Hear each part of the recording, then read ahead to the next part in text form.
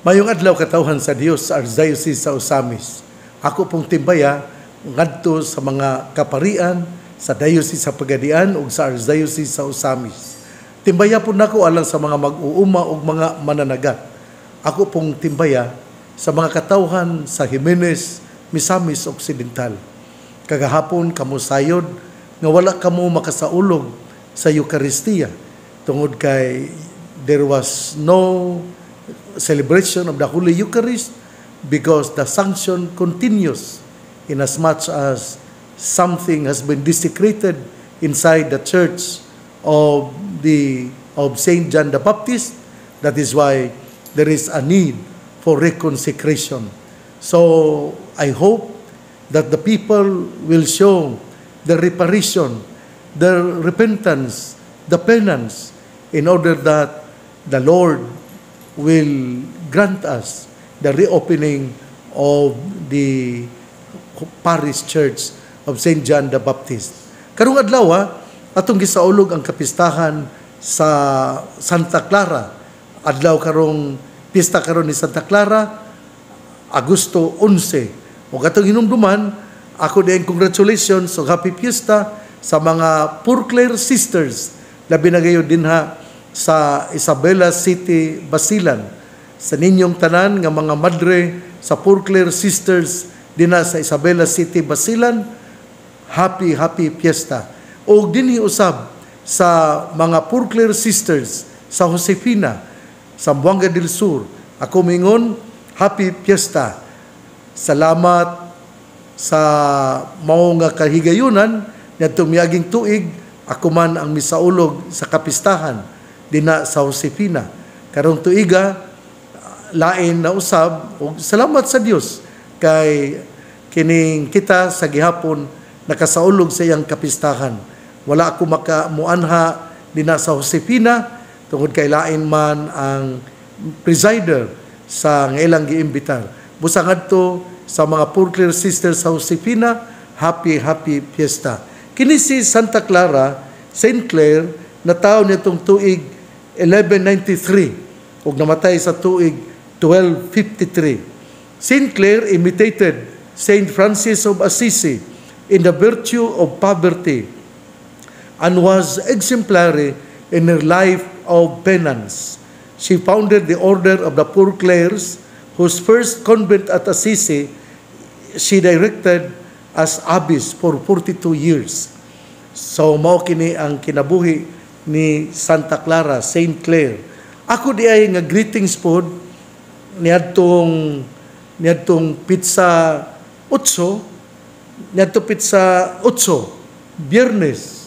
Biyernes mao ang 24 years anniversary of Al Suwi House of Beauty. So thank you Freddy Leong, miani gyud siya o siya mipaambit ka nako. Salamat kaayo Freddy, you are really very generous. Sa ilang pagsaulog sa ilang ika-24 katuig sa Aisoy House of Beauty. 24 katuig ang ilang pagpuyo, ang ilang pagpangalagad. Busa ngadto ni Freddy Leong, salamat kayo sa imong pag-anhi dinhi, paghatag o mga pamaagi aron ako sa makahibalo nga kamo gisaulog diay sa inyong anibersaryo ika-24 katuig sa Aisoy House of Beauty nga gipanguluhan ni Freddy Leong. Salamat usab kaayo.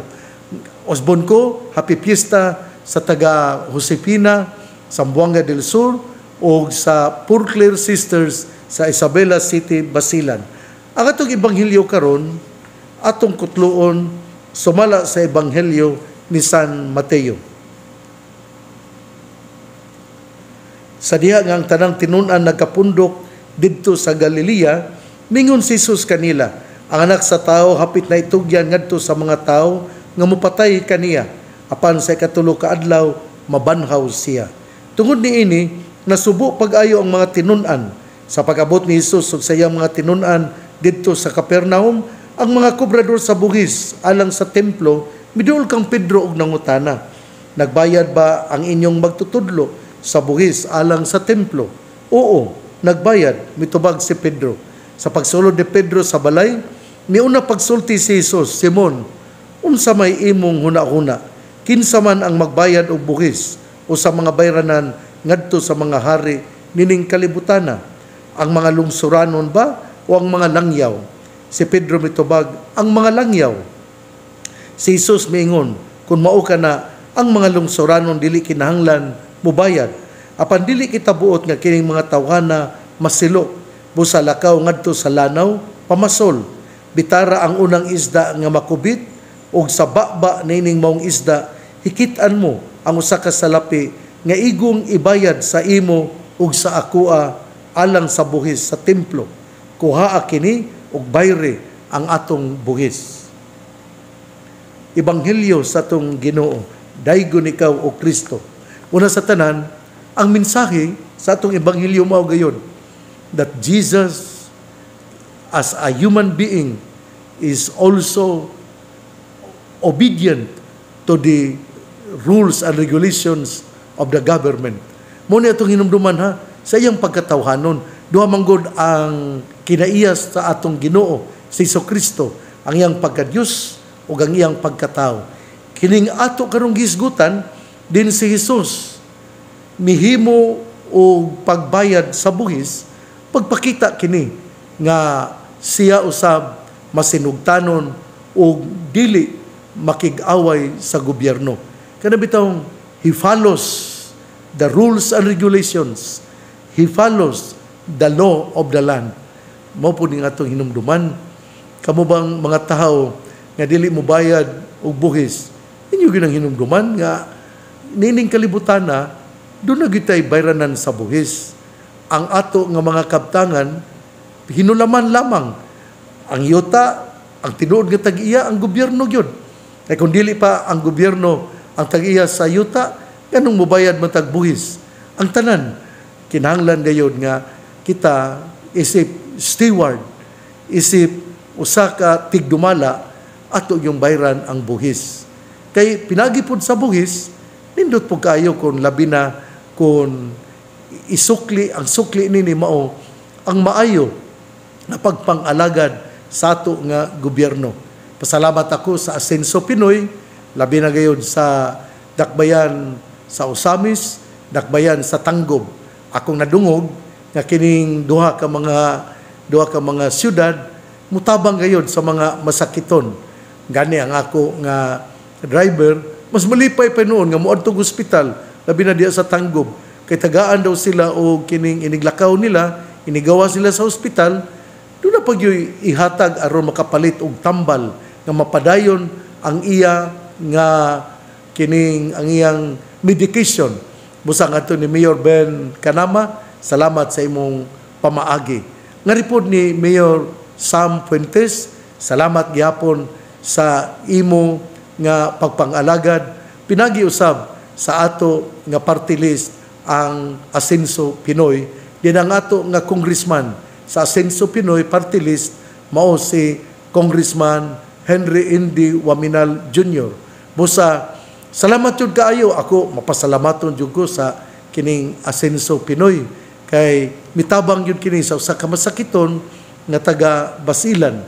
Busa, miaristyan ako o akong gi-recommend ganito ni Governor, si Governor usab, Governor Henry S. Waminal, mao gyud mitabang. Dako kayo ang bayranan kay sa bukog man to.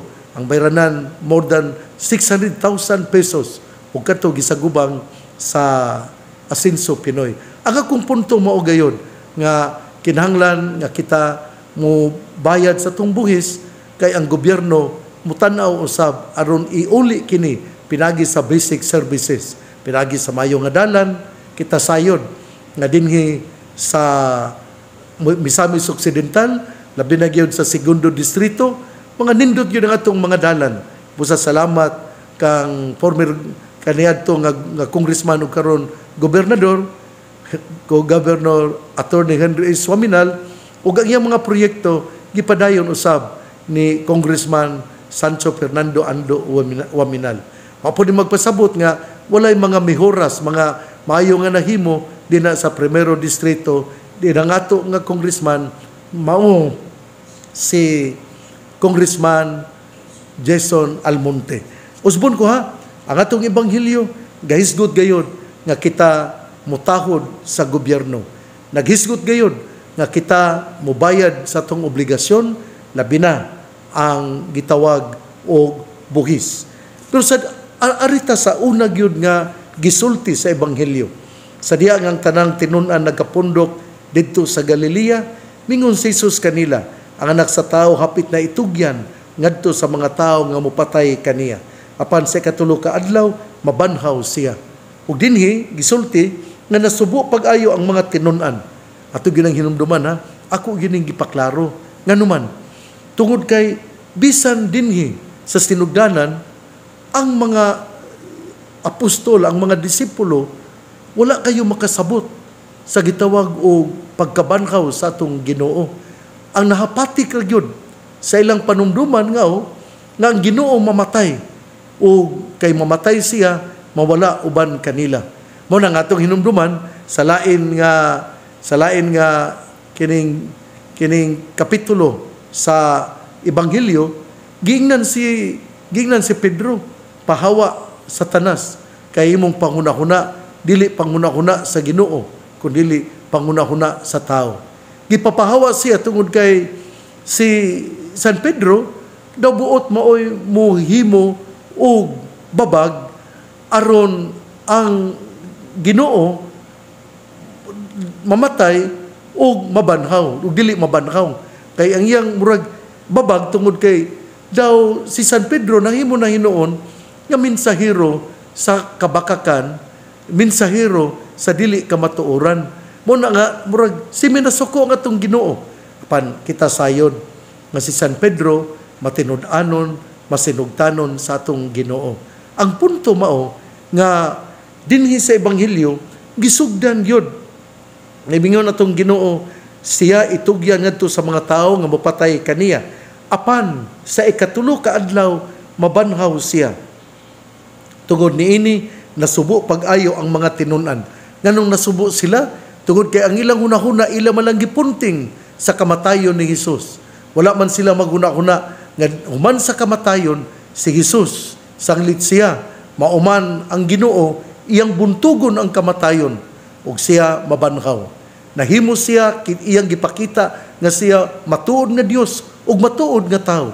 Ug wala pay mga pundok sa relihiyon nga miingon nga siya kuno mao ang matuod nga Ginoo. Nalitan ron dina sa Surigao si Ekleo. Ningon man siya nga siya Ginoo, mabanhaw siya. Hagbay pa siyang namatay, wag yung mabanhaw. Pero itong Ginoo namatay, ikatulo ka adlaw nabanhaw. O daghan pa kayong pundok. Daghan kayong pundok nga miingon nga sila Ginoo ug mabanhaw sila. Pero wala gayud mabanhaw. Pero nga itong Ginoo si Jesus, sanglit siya anak sa Dios. Siyang pag-ingon, ako sakiton, ako patyon. Apan hinumdumi nga ikatulo ka adlaw ako mabanhaw. Nasubo ang mga apostoles tungod kay ang na-register, ang nahapatik, ang nasulat sa ilang panghuna-huna, mao lamang ang kamatayon. Apan wala sila makasabot nga human sa kamatayon si Jesus adunay pagkabanhaw. Mausab kini ang atong hinumduman nga dina sa tong kinabuhi anaa ang mga kalisdanan, anaa ang mga gumunhap, anaa ang mga problema, anaa ang away sa sawag bana, tali sa ilang kaminyoon. Apan atong hinumduman nga dili kita magpabilin sa kaguol, dili kita magpabilin sa daw kamatayon nga nahitabo dina sa panimalay, kundi kita mosalig sa Ginoo. Tungod kay ang pagsalig magdala ka natong paglaom ug kita dad-on gayod sa maong kamatuoran nga duna gayoy solusyon sa atong mga problema kay ngatong Ginoo na banhaw gibuntog niya ang kamatayon. Mao kini ang mensahe sa ato nga ebanghelyo karon nga gikutlo sa ebanghelyo ni San Mateo kapitulo 22 hangtod sa 27. Nining adlaw Lunes, Agosto 11 atong hinumduman piyesta ni Santa Clara ug ang atong ebanghelyo nga pahinumdum gayud kanato nga dili kita magpabilin sa pangunahuna nga ang kamatayon maoy mo dala ka nato ngadto sa hingpit nga kagulanan. Dili kay ang kamatayon gibuntog sa tong Ginoo o adunay pagkabanhaw. Nagsubo kita sa kamatayon, pero ato yung hinumduman atong huptan ang pagtuog paglaom nga ang atong Ginoo na banhaw ug kita usab banhawon sa katapusang adlaw.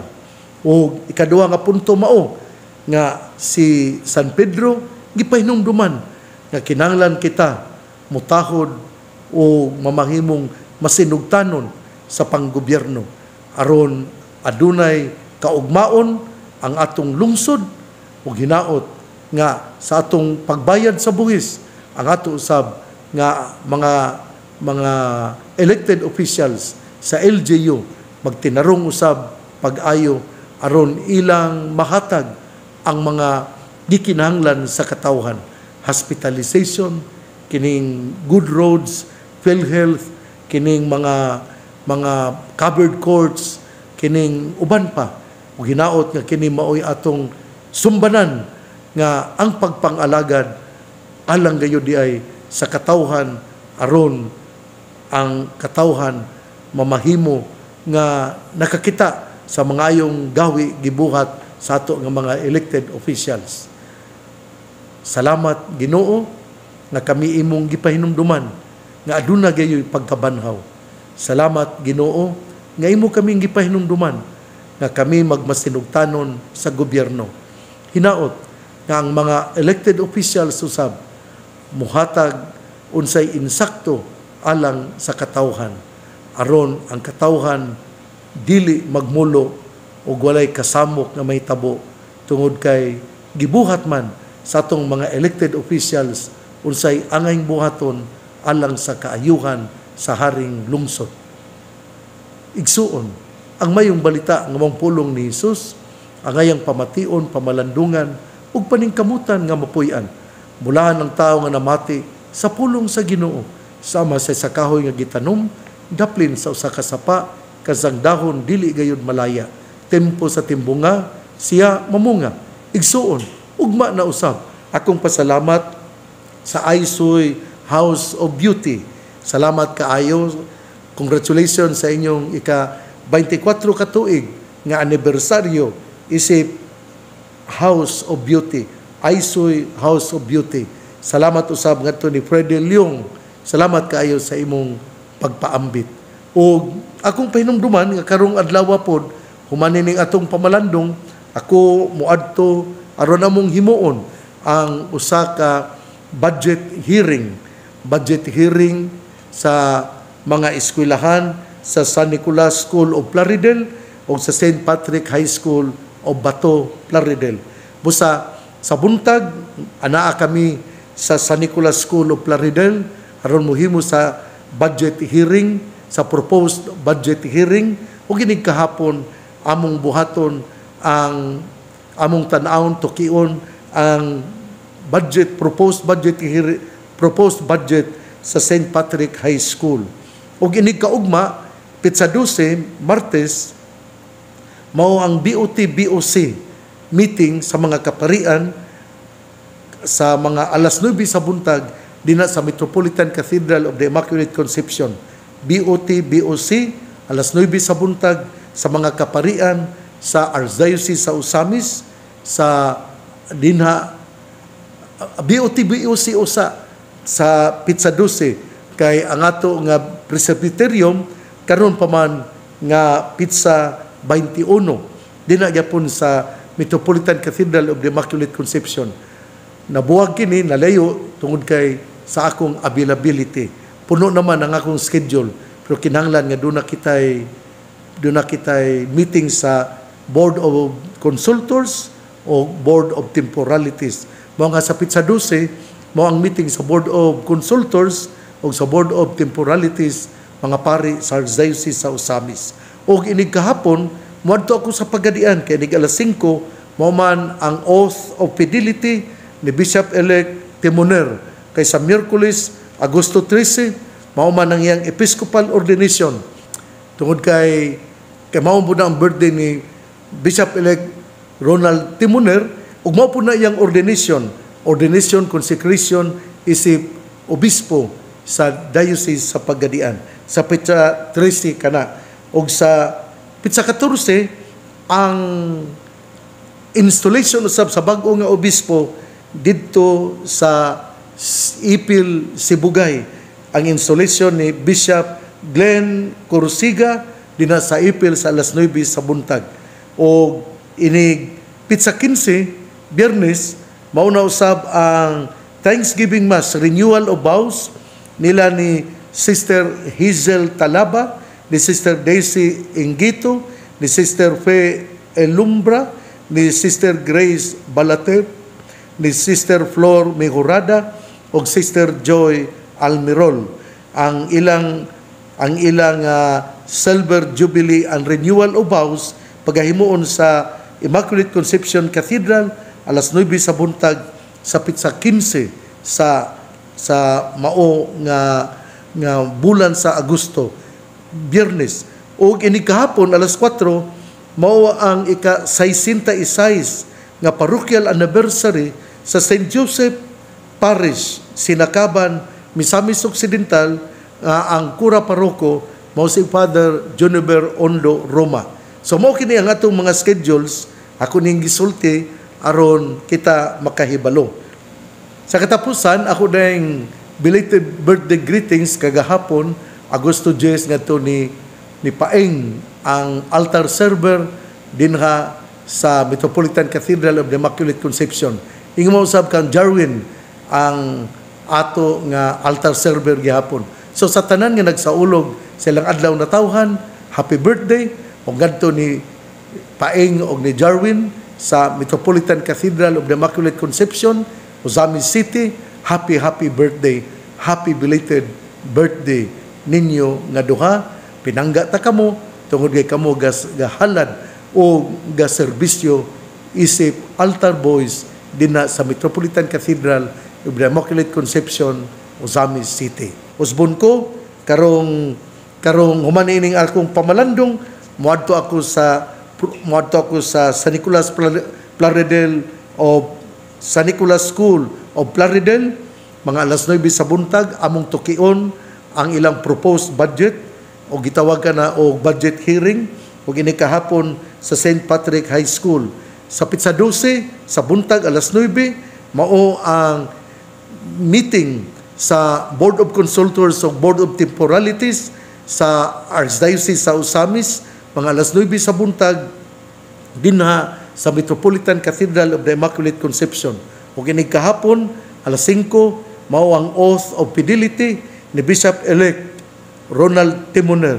O sa Pitsa 13 mao na gayud ang ilang consecration, iyang ordination, installation isip obispo sa Diocese of Pagadian. O kinig Pitsa 14 mao ang installation ni Bishop Glenn Corsiga dinha sa Ipil, Sibugay Province. O sa Pitsa 15 mao ang Silver Jubilee and Renewal of Vows nila ni Sister Hazel Talaba, Sister Daisy Ingito, Sister Fe Elumbra, Sister Grace Balatero, Sister Flor Mejorada ug Sister Joy Almirol nga pagahimuon dinha sa Metropolitan Cathedral of the Immaculate Conception. O ginig kahapon sa Pitsa 15 sa alas 4 sa hapon mao ang ika-66 nga parochial anniversary of St. Joseph Parish, Sinakaban, Misamis Occidental. Daghantag mga activities, pero salamat kay pinagi niini kita usab mamahimong lagsik. Usbon ko ha, padayon kita nga magpakita sa atong pagtuo. Padayon kita nga mupanaw uban sa mainitong pagtuo. Atong hinumduman nga ang atong mahal nga Birhen Maria, ang Birhen sa Kuta, sa kanunay gatanaw kanato.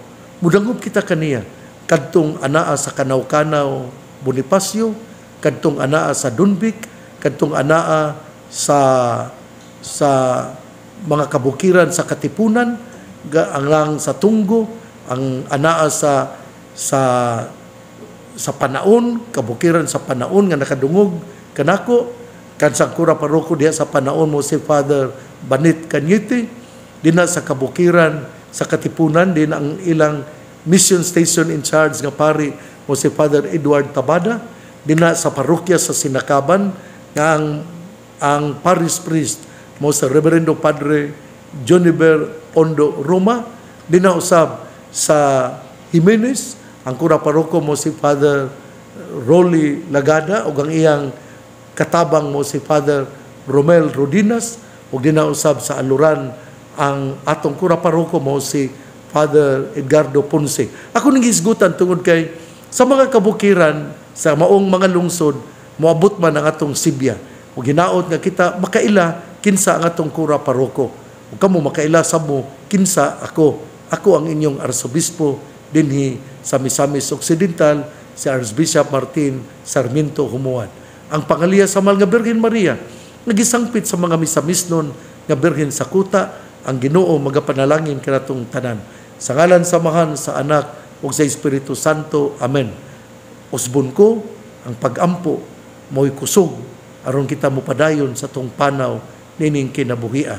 Pag-ampo ug ikaw adunay kusog. Wa kay pag-ampo mawad-an ikaw sa imong kusog. Piliun nato nga kita magmakusganon kay puno sa pagtuo ug pangamuyo. God bless. Mabuhay tayong lahat.